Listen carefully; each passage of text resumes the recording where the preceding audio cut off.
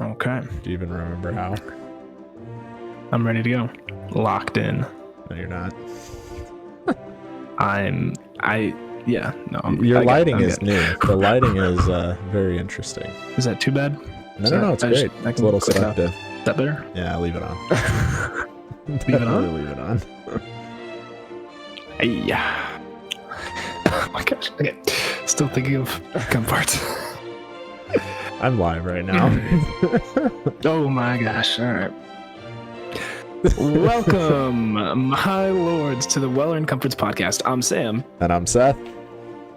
Thank you for joining us on the Walls of Isengard as we explore the many works of Tolkien and, of course, discuss life. We're so glad to have you as part of the fellowship, as there's no telling where we'll be swept off to, and it's been a while since we podcasted, as is the theme, and so we're a little rusty, a little jittery, especially after eating. I had one of those little suckers that have the piece of gum in it, and vastly disappointed. Just vastly disappointed. That was my childhood dream, was like getting a stick of gum inside of a sucker. Yeah, and it was like I crunched into it, and then it was like it was on the gum, and it was just crunchy, and it messed up the texture of the gum, and now the gum already lost its flavor, and it's in my mouth. I'm like, I need to spit it out, but I can't now because we're podcast. Anyway, welcome to Well-Earned Comforts podcast. I need to shut up about the dang sucker. My childhood is ruined. All right, I'm gonna check in with my brother Seth over there, Michigan. I almost said Michigan, Kentucky. Good Lord. Michigan, Midland to Michigan. What's up, dude? Please save me. I'm drowning. I don't know. I might just sit back for a minute and let some awkward silence take place and just see what you come up with, because it's highly entertaining right now. This is great podcasting. Oh boy, great podcasting. I'm doing good. We've ever since getting back from the trip, feel like we've been running nonstop. We got to spend some time together. Got to play some Lord of the Rings cards together. That was so much fun. It was a great time. But yeah, ever since getting back, it just felt like, we're just chasing our tails, trying to get caught up on school, get caught up on just life in general. And that's how it be. Amanda and Evelyn have been cycling through getting sick, and I kept thinking I was coming down with it, but I keep just pushing it off, and I'm just like, nah, I'm not sick. I'm not getting sick. No big deal. But other than that, just enjoying life with the two kiddos and enjoying watching Amanda mother. And I have an appointment for my knee tomorrow with the surgeon to see if he thinks I need to have surgery, which if I do, it's not anything emergent. It would have to be scheduled for like winter break, because I'm about to start clinicals for nurse practitioner school. So not going to be able to take time off here anytime soon, unfortunately. But there's a little bit of rambling on my part. How are you today, Samuel? I think I've done enough rambling already. Man, my babble like Butterbur, because I also forgot to mention that is the name of the segment, and people like when we say that, babbling like Butterbur. Anyway, it's been also very hectic out here. It was a great time with the family. For the most part, there were some moments where it was like, I can't believe this is happening, because there's 17 people in this house and 7 kids under the six and under, and my kid is hitting kids and screaming at kids and all that. And it was like a little bit overwhelming for a little bit there, but there were some very sweet moments, and it was really beautiful. A lot of really good moments. Yeah, a lot of really good moments. And especially playing Lord of the Rings cards was a lot of fun. Getting to play that and losing, of course, as was always the case. But still, to be fair though, fun. I'm impressed that we roped Steven into it. I didn't expect him to. Yeah. Like I told you when I was packing some of those Lord of the Rings cards to bring, I was like, do I bring an extra Frodo and ring for Steven? I don't think he'll play, but you know what? Just in case he does, I want to have it, because if he's down, I'd love to involve him, and he did, which was awesome. It was a lot of fun. It was fun, but staying up late that consecutively with kids that aren't sleeping was brutal. And then I got back on the 29th of June, and then I had the 30th here to do laundry and stuff, and then I left for the 1st to the beach with our high school group of seniors, and had 5 days there, which it was fine. It was actually really, really good. We're doing a couple baptisms this coming Sunday from those kiddos on that trip, but it was just a really hard to like bounce from one long trip to another and then missing Ariel and the kids. But her parents came out and made it a little bit easier for her, and we got to hang out for a little bit with them. We went to Somerset, the same place we went last year. Yeah, that place was cool. Got a boat. Yeah, it was fun. Got to cruise Lake Cumberland again. It was a really good time. And now we're just, slowly getting back into everyday life. Yeah, same thing. Enjoying watching Ariel mother, and she's getting back to running now, which is great because she good for her. Really just has a much slower recovery this time than last time, and so just slowly getting back into it. But having the joy is resurfacing. Yeah, having those pregnancies that close together. I mean, I understand why you guys did it. It definitely made sense. It's not like it was necessarily planned, but it wasn't unplanned either. But just that close together. Just, I mean, as a man, I'm very thankful to be a man, but just watching what the female body goes through to give birth, not to mention the whole, lead up of pregnancy and everything, but it definitely takes its toll. So I'm glad that she's finally turning a corner on that recovery. Yeah. It's been long for her this time around for sure, but she's doing great. And so, we're just enjoying the Kentucky life now. It's fun. Back to your normalcy. It sounds like it's always hard after a trip like that, because I don't know. I'll just kind of go out and say it. We landed. It was a crazy travel day, and then I'm standing in line with my 3-year-old who has been up since 3:30 Eastern. It's now give or take 2:00 Mountain Time. So my kid's been awake nonstop, just running on pure adrenaline, starting to lose her mind. I'm standing in line for 2 hours for this stupid rental car while Amanda is outside with Ben, feeding him and watching the luggage. And somebody came up and stole her suitcase, which added a whole another layer to everything. We're waiting in line for 2 hours and then the suitcase gets stolen, and it just made everything like, why did we come back to Colorado? Colorado sucks. And then we went to Caleb's wedding down in, South Littleton, and the beautiful, what do they call absolutely that? The gorgeous. Hogbacks, is that what they call it? That area. I mean, just absolutely stunning. So congrats to Caleb and Sarah. It was a blast to go to that wedding. Yeah. But man, like we were like, wow, Colorado's beautiful. I love Colorado. And then we'd get in traffic, and it was just like flipping back and forth between, man, I love Colorado, I hate Colorado. And then ultimately it's like, man, if it wasn't for family, I don't know that we would really visit Colorado that much anymore. The only reason we would ever move back is for family. But kind of makes me just very grateful for Midland and where we ended up. Just, it's a very friendly, safe area, and our neighborhood's great, and we don't have to deal with a lot of the stuff that Colorado's going through right now. Yeah, no, that's very true. Very true. Though our little town of Georgetown, especially even our neighborhood has had some crazy stuff happen recently. I mean, it's a nice-ish neighborhood. Like you've been to our house, and it seems cookie cutter nice and stuff. But we had a fugitive running in backyards a couple months ago with like SWAT team chasing him. This lady looks out her back door, and there's like 6 police officers, full SWAT gear, AR-15s and stuff in her backyard. And she's like, what is happening? That's got to be terrifying. Oh yeah. This was like the middle of the day too. Like people are on walks with their kids and stuff. It was like, of course the Facebook page is just going off. Like Rocky Creek Facebook page is, what's happening? Why are there?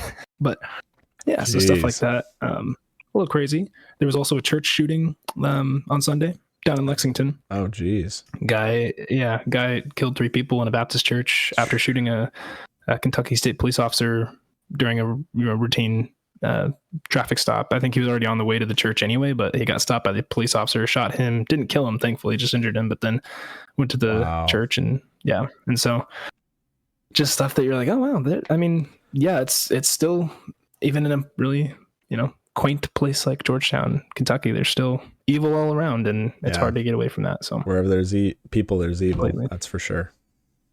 It's a great point, and a great segue into our next section here. We're going to jump into Riddles in the Dark. This is where Seth and I are going to take just a little bit of time to. Which one do you want to do? Are we going to try to pick the person off of the questions? Yeah. Let's do the character guesses. Character guesses are fun. So I'll just kind of give a quick rundown. I have a stopwatch here, and Should we limit it to a minute? Last time we kind of timed it to see how quickly we could do it. But it might be fun to try to limit it to a minute. And at a minute we cut it off. Let's do that.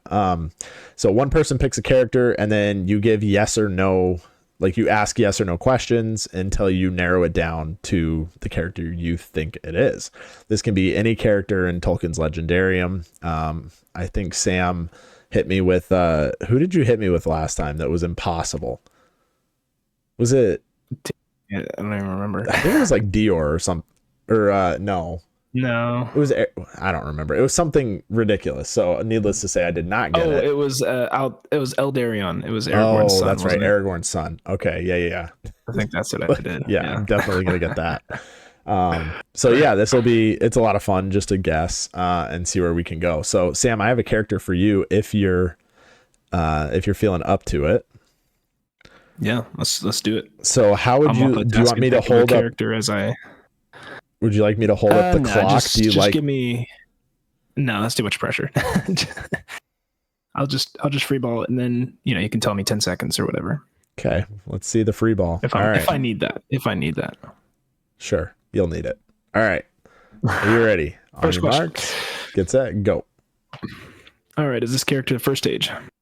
Yes. Is this character in all the ages? Yes. Is this character Eru Ilúvatar? No. Dang. Okay. Is this character human? Well, no, that wouldn't make sense. Gosh, I don't know how to answer that.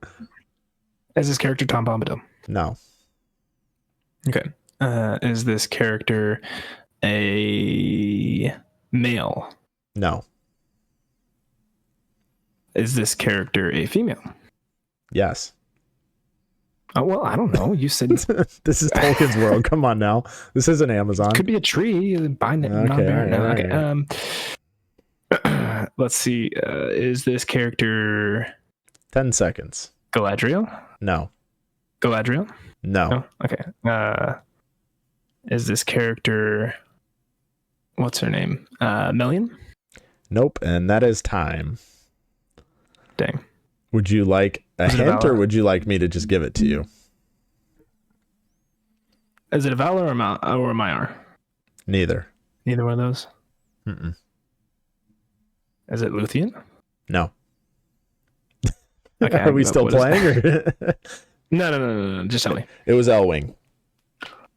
Oh, come on. She's in the stars. Does that count? She spans all the ages.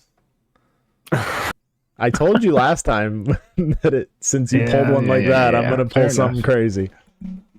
So good try. I get it. All right. Okay. I guess I will hold up the timer again. Tell me, you have a character already? Mm-hmm. All right. Good luck. Here we go. Is this character a man? No. Is this character an elf? Yes. Is this character in the third age? No. This character in the second age? No. This character does this character stay in Valinor? No. Does this character, is he one of Feanor's sons? No. Is this character, do they ever go to Valinor? No. Is this character a male or a male? Yes. Okay. Is this character in Nargothrond? No. Is this character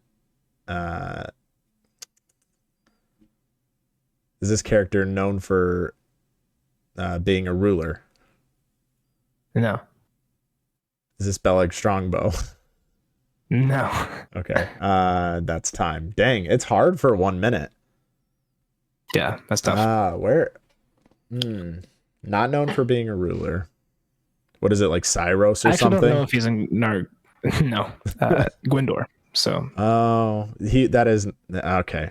That is Nargothrond. He's the Lord of Nargothrond. Remember? Until he gets captured. Yeah, you're right.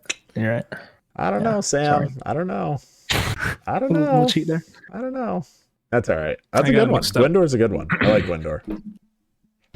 Yeah, he's a good guy. Good elf. Crippled guy. Crippled elf.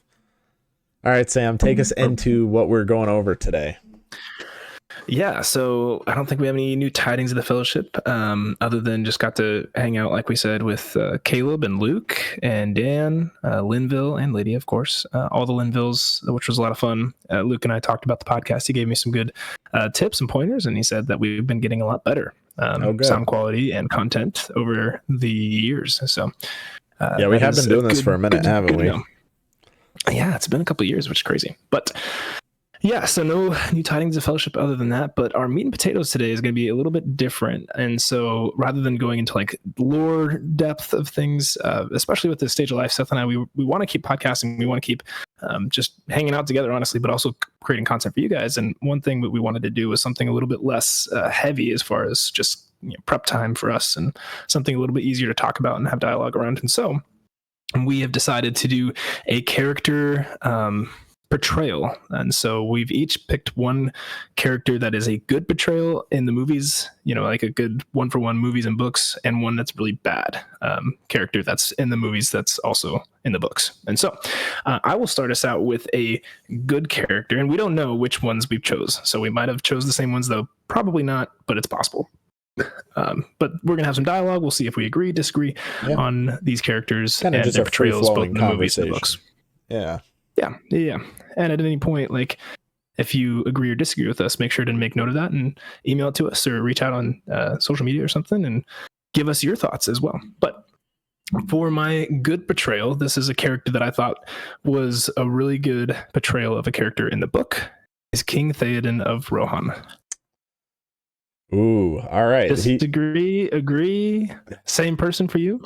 No, he's on my short list. I wrote down 3 names.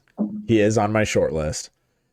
There's a couple things that held me back from that. I really don't like how indecisive and I don't know, meek, and I don't know if that's the right word, but like he's not this very confident ruler. Like in the books, once Gandalf gets rid of, Grima's spells or words over him, if you will. Once he gets rid of that, Theoden really snaps back to being like a noble king who's very decisive, ready to take action, ready to go help Gondor, doing everything he can for his people, ready to die in battle.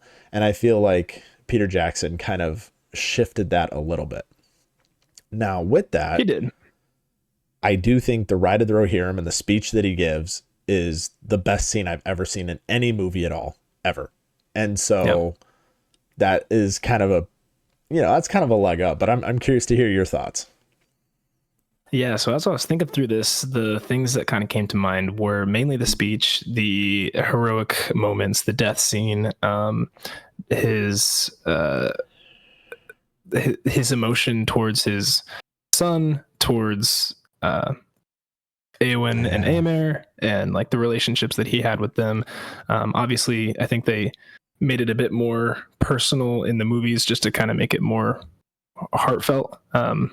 Especially like I see your face in the old like Star Wars, "You already saved me" line, which I don't think was in the books, but I could be wrong. But yeah, I think there was some liberties taken in that sense. But I think overall, like the portrayal of that heroic stop at nothing man is still there. I think he is a little bit more indecisive, perhaps, like you mentioned. And the one thing that gave me hesitation for using him was like in the books, he was like, let's ride out and meet them on the plains. Like that was his thing. And of course, they didn't have the help of the elves and all this other stuff. And so there's a little bit differences there, but it was, I think it was actually Gandalf that said, hey, you should probably go back to Helm's Deep and, regroup there. You have a better chance. And so that's like the biggest difference there is that, they're showing his hesitation in the books or in the movies, as opposed to that like gung-ho, like, yeah, I'm ready to go do whatever I got to do, keep people from getting to Edoras kind of thing. But again, it was mainly the kingly, honorable, again, the speeches, the leadership moments throughout and just Bernard Hill? Is that the guy that, he's just an incredible actor, and like the facial expressions and his cadence as he's delivering lines and stuff. I think it's really on par with like that regalness that Theoden would have had. Yeah, no, I definitely agree with you. I that last point that you made, I think I agree with that very, very deeply, in that if anyone else played Theoden, it probably wouldn't have been anywhere near as good as it was. Like you mentioned, his emotion over Theodred's death, like that scene. And I don't know if that's only in the extended cut, because that's all I've really watched for the last like 10 years, or if it's in the theatrical That's cut. all you should watch. Exactly. So that's why I don't even know the difference. But when Eowyn is singing and it's the funeral at the, at the mounds, and the symbol mine, however you say that, the white flower is a symbol mine, symbol mine everywhere. And just the weeping that he has, and like the distress on his face. And then he's like, no parent should have to bury their child. And it's just like, especially after becoming a parent, like I'm starting to get kind of emotional just thinking about that. I mean, the way he portrayed that felt very real, like he had just lost his son. And I mean, that's kind of a more minor scene compared to the rest, like the riding out at Helm's Deep, or the ride of the Rohirrim, or the death scene with Eowyn. Like, it doesn't really compare to those scenes on the grand scheme, but that just shows like the depth of his acting. Yeah, and the fact that like we don't get attached to Theoden at all. We don't even know really who he is, like from an audience standpoint. All we know is that like the first thing he realized, like, oh, where's my son, when he finally comes to. And yeah, the way that he portrays that in the movies, and then finding out he's dead and everything, like that was, especially again, like you said, as a parent, like that just hits on a whole nother level of like that. The last of that these what does he say, like last that those evil days should be mine. It's heart-wrenching, and we don't even know the guy who died. Like, we don't even know if he was a good guy or bad guy, or like you see him for a couple seconds, he doesn't talk, he doesn't have any lines, but you understand like just the connection of a father and a son, and the disconnect now, and how it wasn't like, this is not how it's supposed to be. Yeah. And I don't know, I think it's interesting too, kind of the connection between, isn't he telling Gandalf that? Like, isn't that who he's talking to in that scene? That's basically what Frodo tells Gandalf as well at the beginning of the Fellowship, right? Where he's like, I wish that this need not have happened in my time. Like, Gandalf, I don't know, it's just a cool parallel that Gandalf is the one to be there to provide comfort, to provide wisdom, to provide reassurance that things are going to be okay. And quite frankly, we just have to deal with the cards we're dealt. We don't get to choose. Life provides us a certain set of things, and we have to play within the hand given to us. And you really feel that in that scene between the two of them. That's I do like Theoden. I really do. I had a hard time picking him, but he was definitely on my short list. So the last thing that I'll mention with him too is the scene where he's and I don't think this is like a line for line in the books at all, but where Aragorn, like they're on the walls of Helm's Deep, and Theoden's like, homes can be rebuilt, crops can be resowed, within these walls will outlast them. And Aragorn's like, they're not here to kill the crops and villages, they're here to kill its people down to the last child. And he just turns and snaps on him. He's like, what would you have me do? The courage of my men hangs on the thread. And he just stares at him like, do you understand? Like, what I'm doing here as a leader. Like, I understand that we're all about to probably die, but I cannot show any weakness. I cannot show any fear in this moment. And that like strength of a leader, of a king, like that's how I imagine it should be. No, I definitely agree. I love that scene from his perspective. I hate that scene from Aragorn's perspective. Because that is not Aragorn. Aragorn's more kingly than Theoden, and Theoden's already a king. Like, you don't need to tell Aragorn these things. He knows this. And so I hate that scene from Aragorn's like, I wish they just would have had him talking to somebody else. I get that you want to give Aragorn the line and blah blah blah blah blah, but like, come on, really? But you're right, that is a good like 180 that he flips into, like, no, don't be doing this. Yeah, exactly. All right, so that's my good portrayal. Who do you got for your good portrayal, Seth? So I'm still kind of bouncing between two, but I think they're both a little more obscure, because I was honestly going through these in my head, and I was like, who do I really think was portrayed accurately and well in the movies? And I really didn't come up with a very good list, honestly. I didn't. Yeah. I love the movies, but I really didn't feel that there was that many that I could choose from. So my short list, and we could talk about both of them, and if you have more, I mean, this is a fun conversation, but the one I ultimately ended up siding with is actually Elrond. Now, there are aspects that are definitely not accurate, but let me read you an excerpt. This is from The Fellowship of the Ring, and this is how Frodo saw Elrond for the first time. He says, "The face of Elrond was ageless, neither old nor young, though it is written in memory of many things, both glad and sorrowful. His hair was dark as the shadows of twilight, and upon it was set a circlet of silver. His eyes were gray as a clear evening, and in them was the light of the stars." And it's like, I think Hugo Weaving nailed that. Yeah. Like the way he carried himself as Elrond, and yeah, the story doesn't flow perfectly, and I don't know. I really appreciated the way, like the as your students I'm sure would say, the aura that he gave off, right? Oh gosh, yeah. Like he really was Elrond in the books, and even kind of the way he acts, where it's not they're giving him different lines and he's acting out a little bit. It's still within his character arc, if that makes sense, of the books, where he doesn't want Arwen to get married to Aragorn. He doesn't want to lose his daughter. He's still willing to sacrifice of himself and give that up for the betterment of Middle Earth, for his daughter, even though he doesn't want it to happen. And I think he's portrayed very well, even if it doesn't line up with exactly what happens. I feel like the arc is the same, if that makes sense. Sure.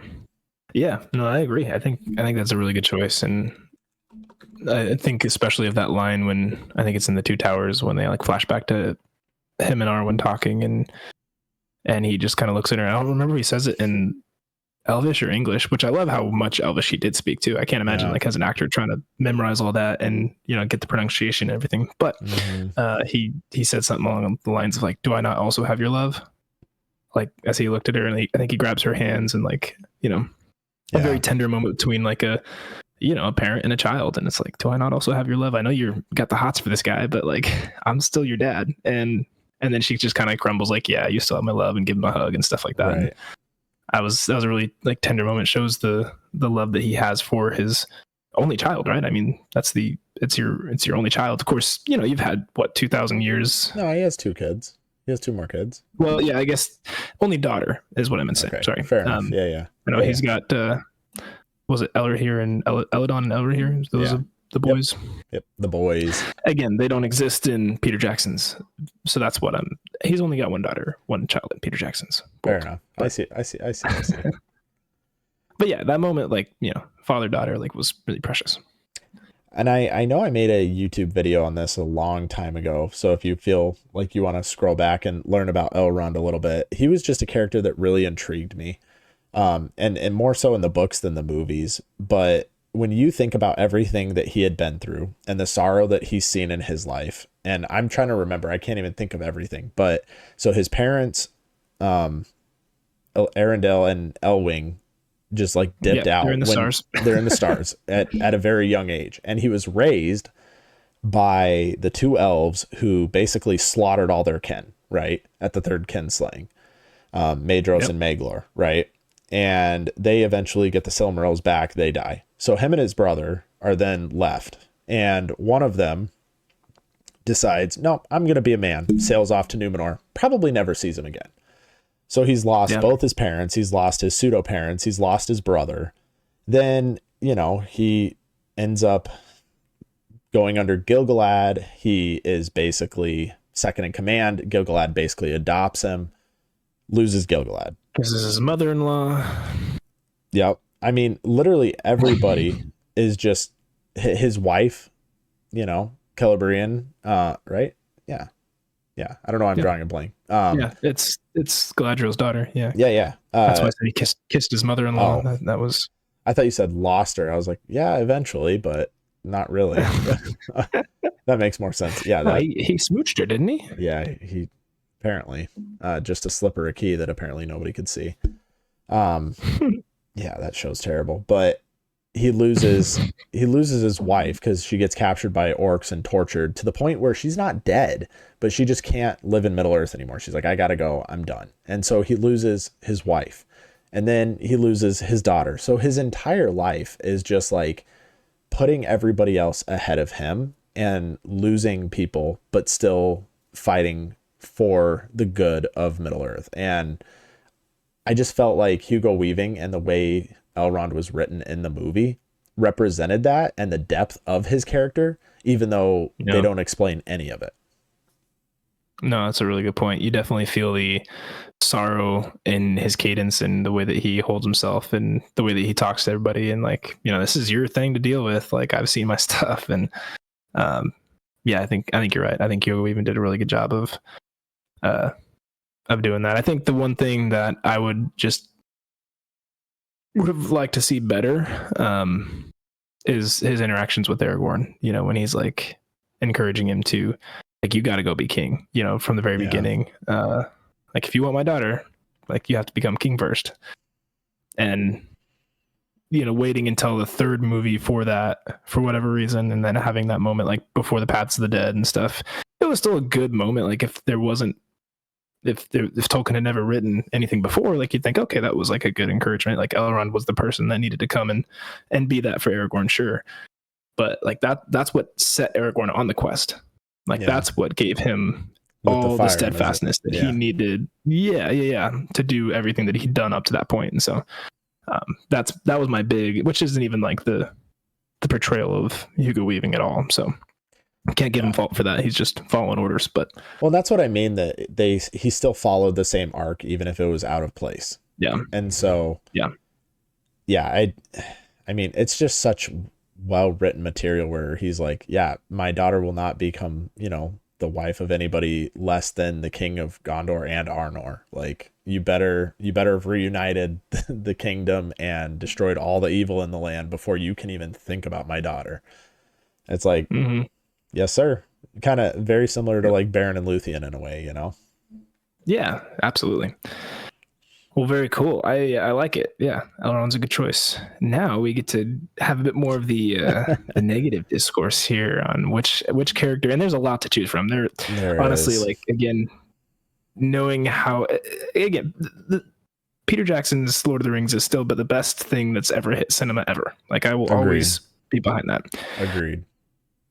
When you look at just the comparison, there's a lot of changes. There's a lot of changes and a lot of things that I don't understand why the heck that he did.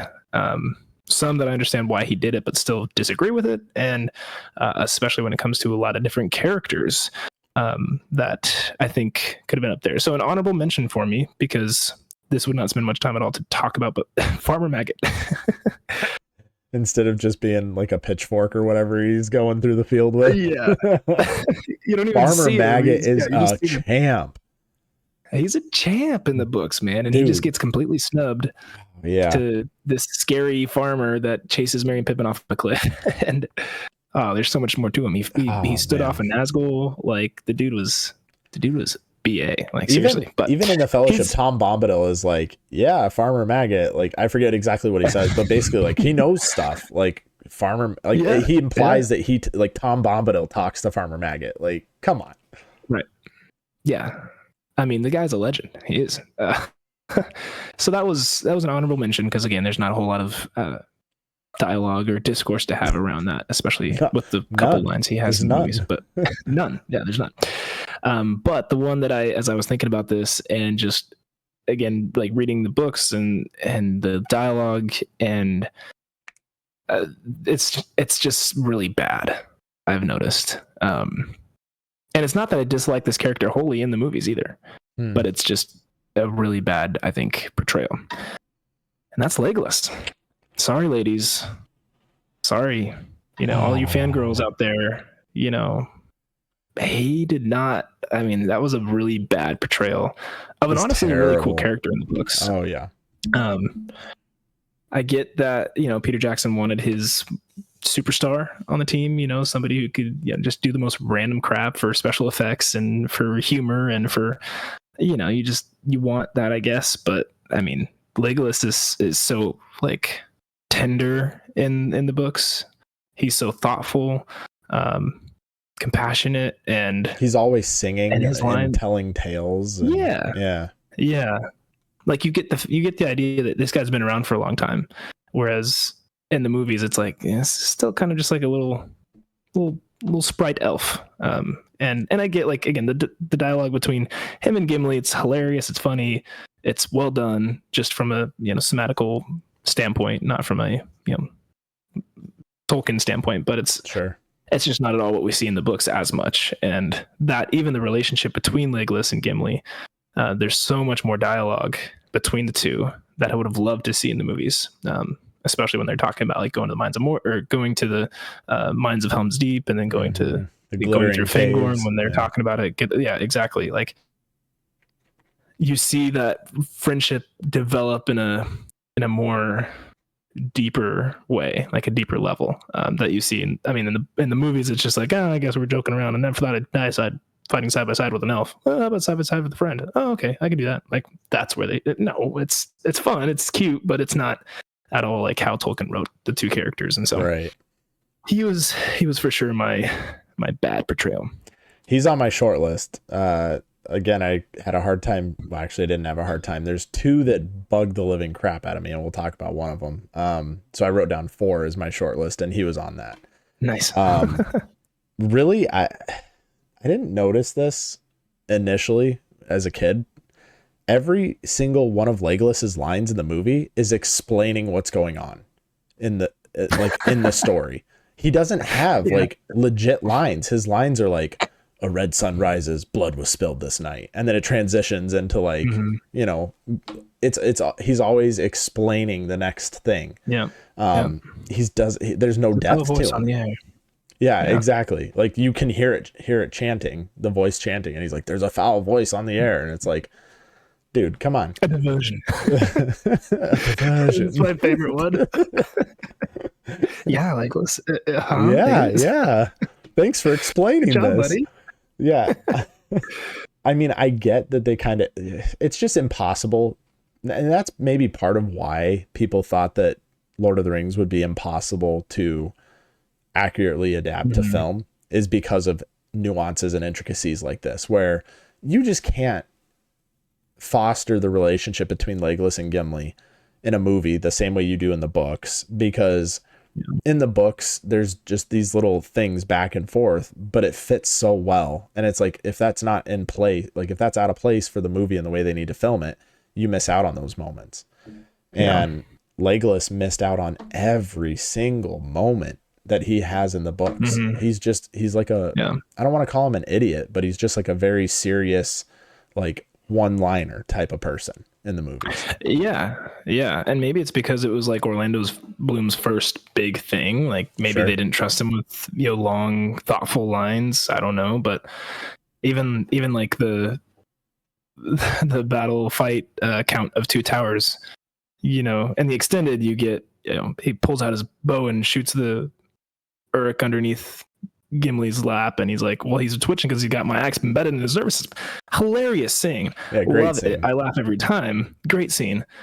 But that exact same interaction, like Gimli's like, I've got my axe notched in 42 or whatever the number was, and Legolas is like, well, that's one more than my count, but I'm just glad to see you on your legs, or something along those lines. Like I'm glad to see you standing. And again, there's that like tender, compassionate. You see the relationship. It's not just a competition. It's like, man, like we just went through some pretty crazy stuff, and you're alive. Whew, that's awesome. That's great. Like, again, he's much more just tender, caring, thoughtful in the books. And I get that might be hard to come across authentic on screen.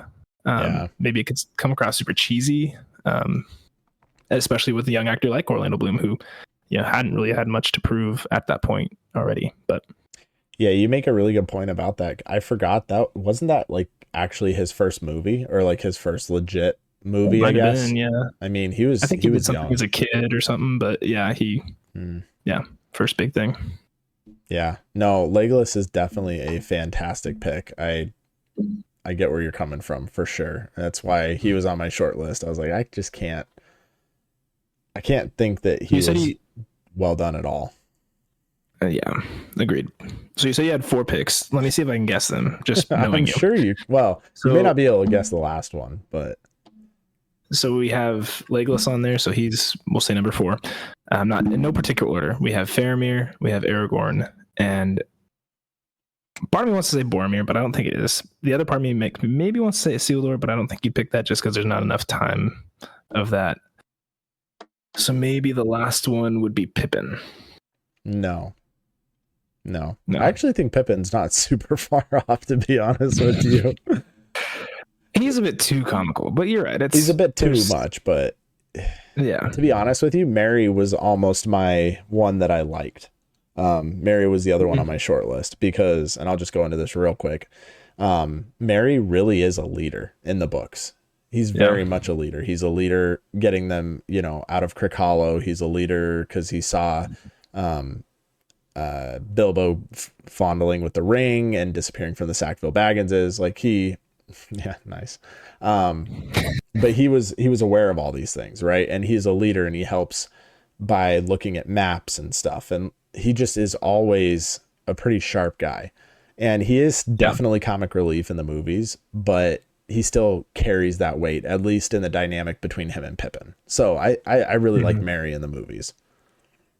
Yeah, that's fair. I get that. But for the ones I do not like, you actually got them in order, except for the last one. Last one, for very similar reasons that we already discussed with Legolas, was actually Gimli.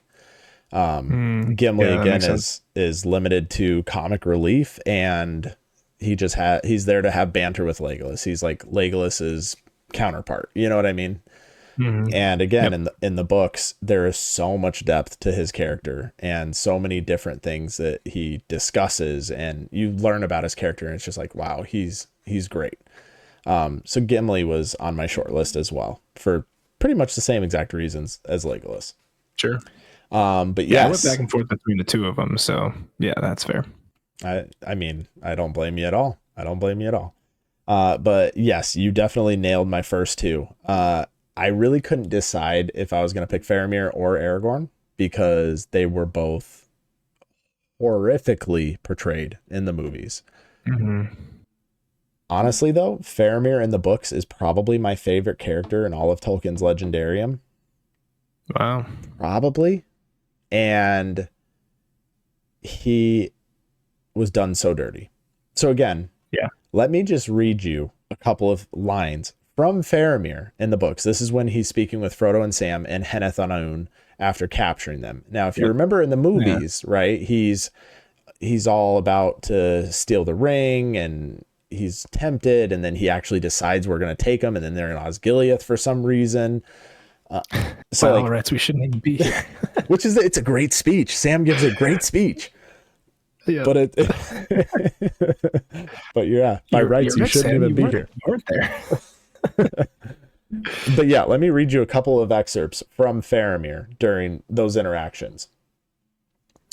But fear no more. I would not take this thing if it were to lay by the highway, not were Minas Tirith falling in ruin, and I alone could save her. So using the weapon of the Dark Lord for her good and my glory, no, I do not wish for such triumphs, Frodo, son of Drogo.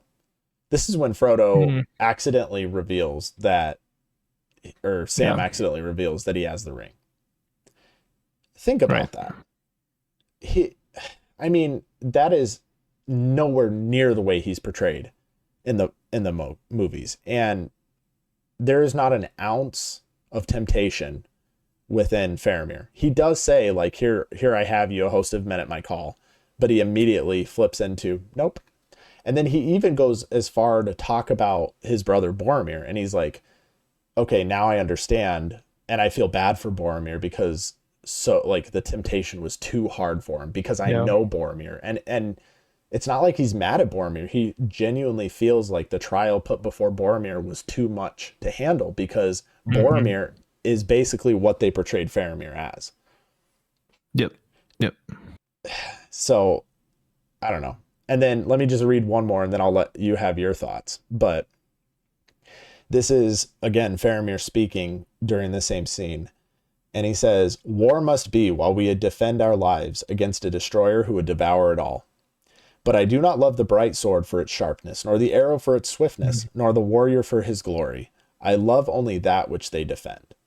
Which Faramir is a complete Beautiful. badass warrior. He really is. He's so good. But he fights for all the right reasons. He wants to settle down in Ithilien with a family. He becomes the Prince of Ithilien in the books with Éowyn. Like, that's what he wants to do. He wants to live in a time of peace. But heaven forbid you get in his way. He will stop you, and he will use the bright sword and the arrow for its swiftness. He will use all these tools at his disposal, but he doesn't. It's not for his own glory, which is the complete opposite of Boromir. And so I feel that the way Boromir is written in the books, they tried to put that on Faramir, and that I can't handle that. I hate it. Yeah, no, I get you. I agree. Two thoughts. The first, like that first quote that you gave, you know, I wouldn't touch it even if, what was it, like? If it was Gondor by the highway, yeah, and I alone could save her. He does say that in the movies, but he says it to Denethor after being chastised for letting Sam and Frodo go. Does he really? So he does, and so that's why you have to give Peter Jackson his props, because even though they did change the character for their own reasons, you know, Philippa Boyens said that, you know, they needed to show that any man could be corrupted or something like that. Like it was like, I don't know, they had their reasons for changing Faramir, whatever they were, but he still gives enough credit to Tolkien and uses that line for Faramir's character for those people who would have recognized it. And then Denethor's like, well, like Boromir would have been my son, not some wizard's pupil or something like right after that. But I have to go back and rewatch that because I don't remember that at all. It kind of rings a bell, but I don't remember it at all. And I will say Peter Jackson did a very good job of like giving quotes from the book, even if it's not to the right character, but in a place that it fit. Yep. I just don't like the arc that Faramir goes through. Yeah. And then the second thing that comes up is, have you seen the meme of Denethor looking at Faramir and saying, well, Boromir would have found a wife who could cook? Yes, I have. I love that. That's so one of the best. Yeah, I have seen that one. It's really good. It's good. There's so many good. So many good memes with that. Oh yeah, exactly. But yeah, I mean, I agree with everything that you said. Outside of that, like, yeah, Faramir's character in the books, he's steadfast, and you're right. He's got his moral compass is set, and he's deeply convicted of his values, and I do hate that they felt the need to break that down. We see that all the time now. Like, you don't watch a show or a movie anymore without some guy or girl who just struggles deeply to hold on to their, you know, moral compass, which is true in a sense for life. But at the same time, there's things I will not do, you know, or there's things that I will absolutely do in my life. Like, I'm not going to have this like moral ambiguity, you know, complex part of me. Like I have right and wrong standards in my life, and I will not cross those things. And that's how Faramir was, but they, for whatever reason, felt the need to, make him more just, I want to please my dad. You know, I could come home with the ring, and yeah, maybe that was a temptation because his dad did, you know, slight him greatly. But at the same time, he saw where that led to destruction with his brother, and he's wise enough to discern, nope, not gonna mess with that. Yeah, the relationship between Boromir and Faramir in the books, it's implied, but you do learn a lot about it just in these interactions, especially when Frodo and Sam are talking to Faramir, and he talks about Boromir always wanting to be kingly and all these different things, and Faramir just never felt that. He was okay being a steward. He was okay with his lot in life. And they completely just flipped that all on his head to where, Faramir wants to show up for Denethor and be, you know, loved and respected in a way that only his brother had been up until that point. but he wasn't willing to throw away his principles and his beliefs and his, like you said, steadfastness to do that. Yep, absolutely. It's a strange change for sure. But all that to say, I really do love the acting of Faramir for the role that he had to play. I forget who that guy's name is, but I think he a true Faramir so well, though. Yeah, he could have. You're right. Yeah, he could have done it so well. Yeah, he's a fantastic actor, and he did really well with the dialogue he was given. But yeah, I agree. He could have done just as good with that same, book comparison. But yeah, is what it is. You can't have a perfect rendition, unfortunately. But yeah, Aragorn is an obvious one for the, we've talked about many times in previous podcasts of just the change of that, like, timidness and, I don't want that power. I've never wanted it, to no. If that means I get to marry Arwen, I'm gonna do whatever I got to do, and let's go. Let's do this. Not only that, mentality. But it was his birthright, and he embraced that in the books. I love it happens multiple times, but the three that really come to my mind is when the Fellowship is leaving Lothlorien and they're boating down the Anduin and they get to the Argonath. And Frodo and everybody else, even Boromir, if I remember correctly, like, everybody just doesn't want to look. Those statues are so imposing and terrifying that nobody wants to look. They're scared of these statues. It's a warning from Gondor in the prime of their power. Do not enter our land. This is Gondor. We're powerful. And everybody's scared. And Aragorn literally says, like, fear not. This is long as I desired to look upon my sires of old. And, like, he's standing up in the boat, and Tolkien describes him as, like, getting taller and more majestic. And, like, a change came over him. And then the same thing happens to Éomer, which is probably one of my top 5, like, scenes in all of the books, is the interaction between Aragorn and Éomer, right at the in the Two Towers there when they first meet. And even Éomer's like, something's different about this guy. Something's different. And he basically, like, throws back. He's like, he name drops, like, I'm Aragorn, Isildur's heir. Will you aid me or thwart me? And choose swiftly. And, like, he is just commanding it. And then same thing when they get to Edoras with Gandalf, and Hama is trying to have him put the shards of Narsil down, and I guess at that point it was probably already reforged in Dural. It was already reforged, at least in the books. And he's like, if anybody touches this, you will die. Like, do not even think about touching this.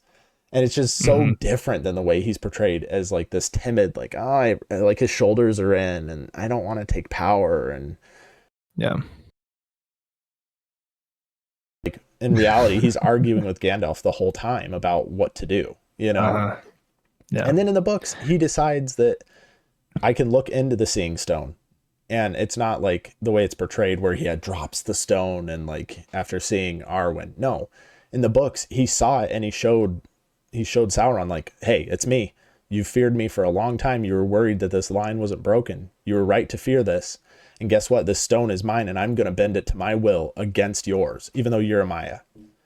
And he does. And he does. And that's how he sees, like, isn't that how he sees the Corsairs coming up, is by using the Seeing Stone? I could be making that up, but I feel like in the books, that's what happens.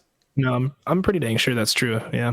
Like, he bends it to his will. When Denethor used it, he could, or no, when Sauron was using it, right? Because it's the Orthanc stone. He's consumed by Sauron, who basically has control over it. So it takes a will as equal to or greater than Sauron's to see other things with that stone, and that's Aragorn. And they just completely get rid of all of that. Again, Viggo Mortensen did a fantastic job, and probably could have done a fantastic job in the same vein if you take on the other character style of Tolkien's Aragorn. But I love Viggo. I love Viggo. He, like, as Aragorn, very good. Sure. But man, did they mess him up. Could you imagine if we would have gotten Nicolas Cage to be Aragorn. And Sean Connery is Gandalf. Yeah. Could you imagine how crazy that would have been? It would have been so bad. Yeah, it would have been really bad. Oh, man. I like to think that God had a little, a little blessed the movies. Blessing of the movies. Like, we're going to make this action. And I don't know, maybe he did, because they're fantastic, kind of gospel oriented stories in a vague sense. You have to look for it, you have to recognize it, but it's there. Even Tolkien says that it's a fundamentally Catholic work. Yeah. So question. But again, go ahead. I was just going to say, all the smack talking we have been saying, like, these are still my favorite movies by far. I will watch them at least once a year and enjoy them greatly. They're the best cinema that's ever been made. And so I'm not dogging on them in that sense at all. They could have been maybe a little bit better. Apparently we have a crap ton of unseen footage just hiding somewhere underground. Let's watch it, Did you know that Peter Jackson was initially going to have Sauron come out and fight Aragorn? That's why the troll is the one there, because they had already CGI'd that entire choreographed fight, and then they're like, well, okay, this doesn't make sense. Thankfully. Thank God he had a little bit of wisdom and didn't do that. Man. That would have been crazy. Okay, so question for you, just staying on this theme of character portrayals. What do you think of Sam? Because personally, I think he's pretty faithful, but in the book, Sam's kind of an idiot. Like, he really is not like an intelligent. He's a servant in the books. In the movies, he's more of a friend, right? But in the books, he is definitely a servant, and it's not until he gets back when even his own dad, he gets back, and Frodo's basically like, well, he's one of the most famous hobbits in the land, and his dad's like, or he says that if you believe it, and his dad's like, well, it takes a lot of believing. And it's like. Yeah. He's kind of an idiot in the books, but I think his overall arc and his character qualities and traits, I think he's pretty darn good. So we'll see how you react to this.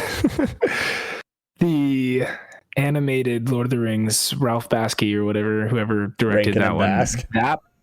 that portrayal of Sam, I think, is probably the most faithful.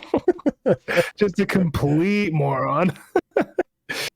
No, I think it was really good. And I was even talking to Ariel before this, and she's like, well, it's Sam, obviously, isn't it? And I was like, well, yeah, I mean, that you could easily make that connection. And I think, again, some of the decisions made, the biggest decision for me to not choose him was him departing Frodo and Shelob's lair, like the stairs of Cirith Ungol.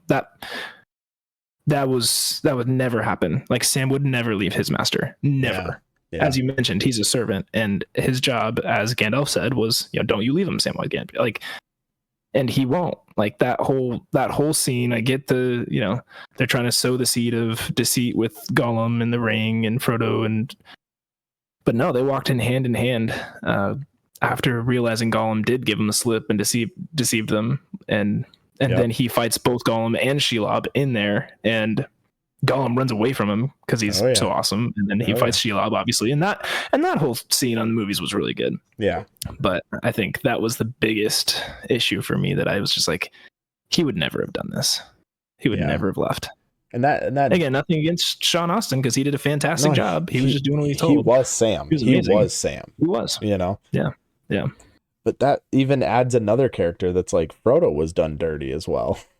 I mean, for sure. Frodo in the books is a very wise, discerning. I mean, he's like 50 at the time of the journey, right? I believe he's 50.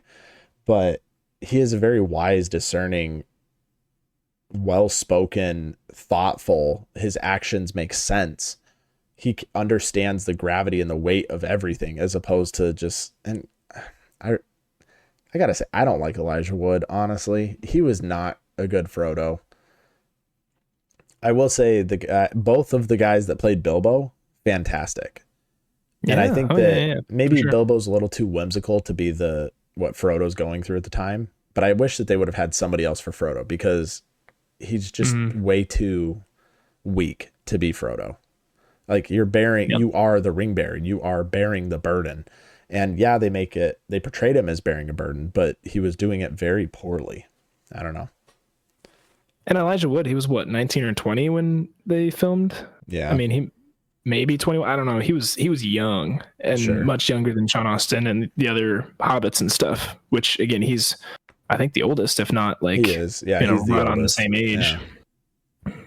And like you said, the wise, like very confident, kind of discerning wise. It's very different. And I thought about him too, because of there's just so many issues with how he was portrayed and some of the dialogue and stuff like that. But at the same time, like he gave the emotion he needed, and we understood the weight of the task and the weight of the ring. And I think it was a little dramatic, maybe, how he portrayed it, and weak in a lot of ways. Just his acting style and some of the lines that he was given. But yeah, for sure. Frodo was a bit of a letdown for sure.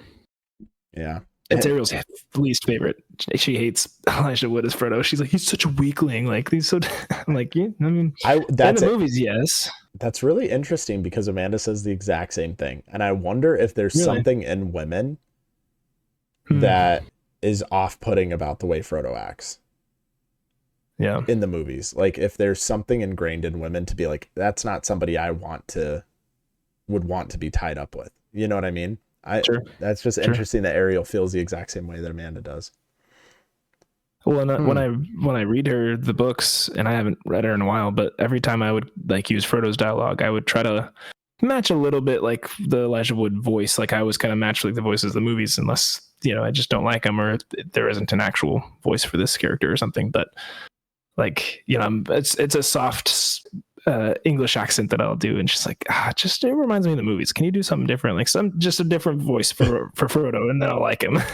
That's fair. Like, I don't know. Let me try, but I have all of the like his lines in my head from the movies, and like that it's hard to separate. But yeah, she hates him. She really does not like him. Reasonable. It's so weird to me though to be able to think about those movies and think that. And maybe there's nostalgia going on, and I saw the movies before I read the books. I wonder if there's part of that, because I am able to separate the movies and the books and still very much love the movies, right? The Hobbit, I don't really enjoy that much, although after watching Rings of Power, coming back to The Hobbit, it's actually not bad. It really isn't that bad. Yeah. But I don't know. I have such a soft spot for these movies, and they're my favorite movies by far, and I can quote them and I know the characters, and like, they're such good movies. But when I actually stop and think about it and compare the two, I like the books 100 times better. Yeah. Oh yeah. I think it's looking at just the cinematic creation as a whole, looking at the attention to detail and the vastness, the lack of CGI and the way that they just went above and beyond in every single sense of the word. Yeah. They're epic movies. Yeah. Epic movies for sure. And I think that's what makes it easier for me to have that soft spot. I mean, there are some diehard Tolkien people who especially read the books before and were like, "Nah, this isn't." And I get that now, a little bit. Yeah. A little bit.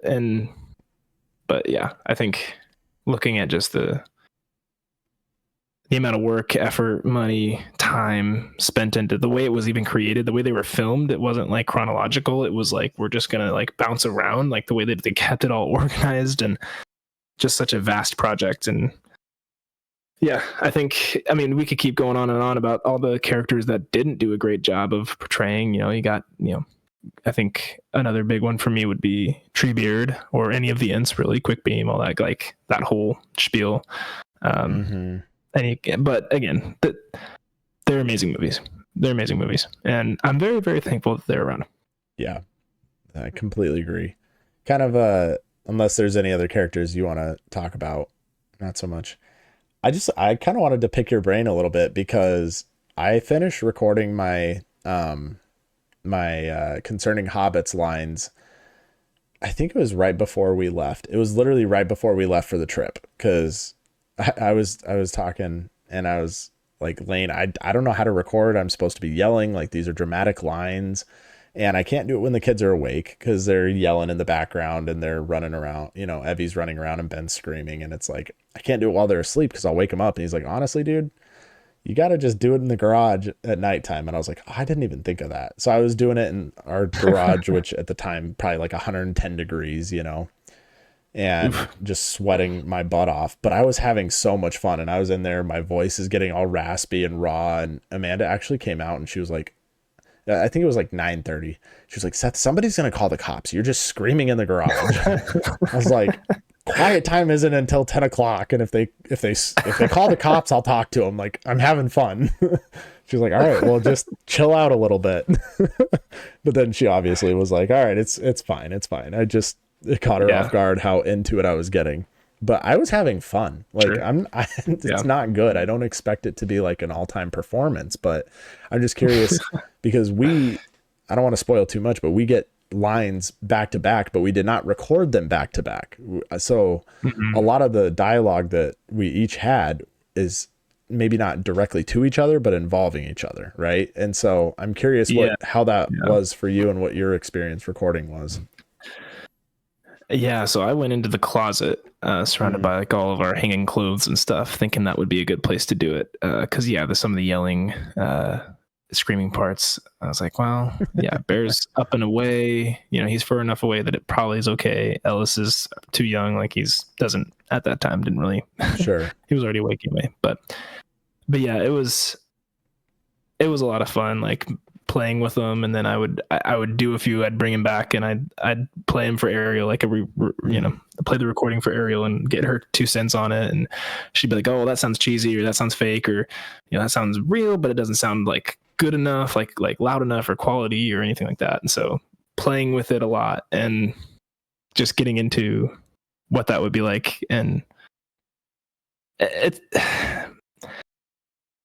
I played so much Imaginary War growing up as kids. I mean, yeah, I remember you were living just all the time.